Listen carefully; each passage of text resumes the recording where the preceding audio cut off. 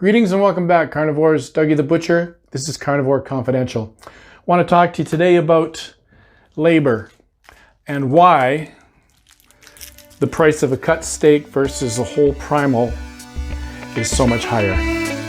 Let's get busy.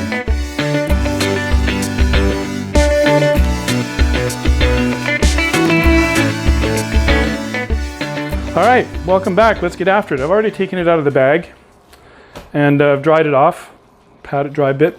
This is a very small strip loin, but that's why I bought it, because the price point back when I bought it was only $45. Keep in mind that was before the pandemic, so I bought this on the 13th of February, sorry, and I threw it in my freezer because I knew I wanted to make a video out of it. But I bought it on the 13th of February, and back then they were $15.79 a kilo for a grand total of $45.63. Now, these are way north of $30, and this whole strip loin, now mind you, this is a small one, so the much larger ones are well over $200. All right, so safety first, let's glove up. And like I said a second ago, it's all about labor. And that's why folks don't understand when we tell them when they buy a whole primal like this from us and they want us to cut it, they don't understand why they can't have it for this price, because this price is a do-it-yourself price, and if I have to cut it then my labor is involved, and that's where it gets expensive.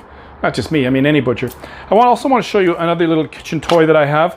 This is actually a tenderizer. As you can see, be careful not to get your fingers in the way, but as you can see, I think you can see, what it does is it pokes holes in the meat, like so. And this is done at the store level with a mechanical tenderizer, but since this hasn't been put through the tenderizer because it was sold as is in the bag, I'm going to do this myself at home. So bear with me.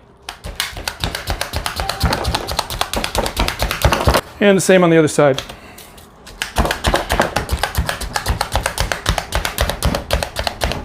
Now what this does is it breaks down the muscle fibers. It actually cuts the muscle fibers. And once you do that, then it makes the whole mouth feel and chew a little bit more satisfying, because it's not quite as, it tenderizes it. Plain and simple. All right, so that's that. Now, the first thing that I like to do with these is there's a bit of gristle that runs right down through here, and I'm just gonna pop that off first before we start slicing steaks. And it's easily done just by making a little nick. And don't go too deep. Like so, you just want to cut through that little gristle.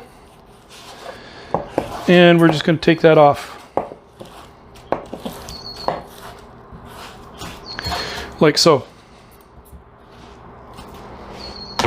It's warm in here today. Well over 30 degrees. Okay, so this is the porterhouse end. And the porterhouse end is denoted by this extra muscle right here. This is known as the porterhouse muscle. And this is the loin, the rib end of the loin, with, as you can see, no extra muscle there. So what you can do is you can cut a nice roast off of this, right? You can cut nice steaks off of it. You can cut it down the center like this and take the silver skin off and wrap it in bacon for medallions. Or you can cut them nice and thin and pound them out for sandwich steaks. Steak on a bun, that type of thing. So let's just do a few of those things right now, okay? I'm going to get a few steaks out of here. I'm going to get a few. And when you're cutting, you don't want to, I know it looks like I'm sawing, but what I'm doing is I'm pushing forward and pulling back, plunging forward and pushing back, pulling back rather. But you got to get your knife started through that bit of gristle like I just told you about. And then it's just a matter of pulling forward, pushing forward and pulling back. And another thing I wanted to talk to you about was marbling. When you buy a piece of meat like this, it's really difficult to tell what it looks like on the inside until you get it cut. So sometimes you get a really good one and sometimes you get an average one, and this one I would say is average. So I'm just going to take a few more steaks off of this, thin ones. And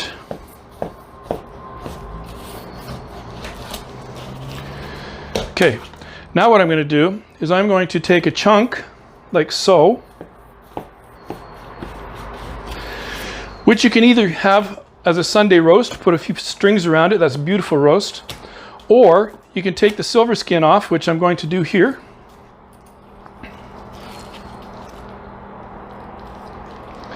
I'm going to overkill with that knife. And as usual, I have a couple of very interested pooches in what I am doing. This little chain here, I'm going to take that off as well. Oops, something hit the floor. There's a benefactor. Now what I'm going to do is I'm going to take the fat layer off the top.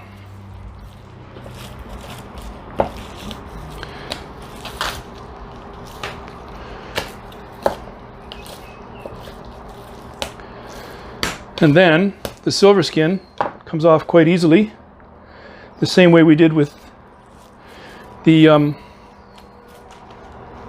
flat iron steaks.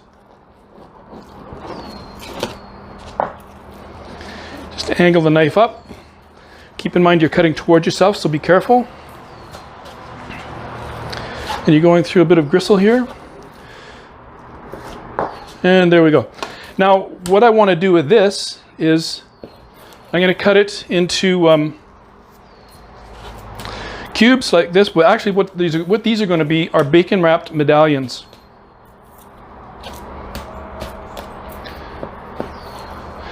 So, as you can see, we got medallions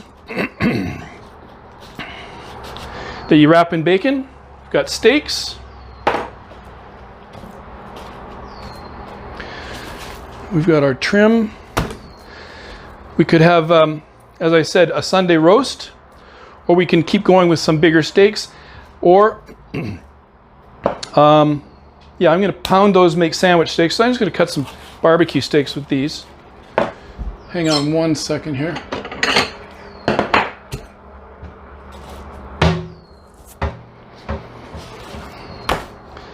Some bigger barbecue steaks.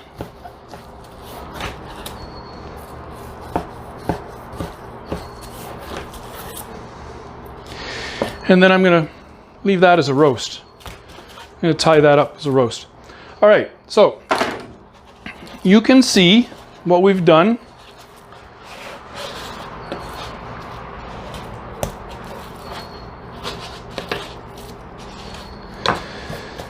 We've got a couple of steaks for the barbecue. We've got 4 medallions I'm going to wrap in bacon for the barbecue. And then with these guys, I'm going to take this chain off of here. And then I'm going to remove the silver skin, both sides. A little bit of fat. Sorry, it's really, really hot today and I am soaking wet.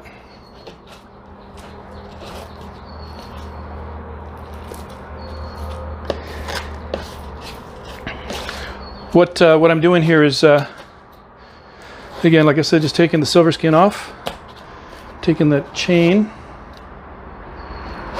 removing the fat or denuding.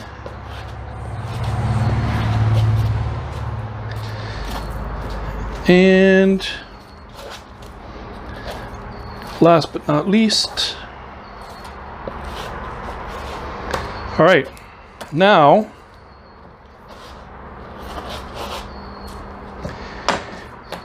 what you can do is get yourself a meat mallet and go ahead and pound these out for sandwich steaks.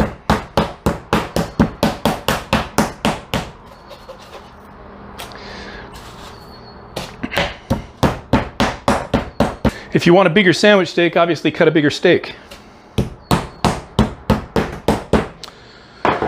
Okay, recap. Thinly sliced, pounded beef sandwich steaks.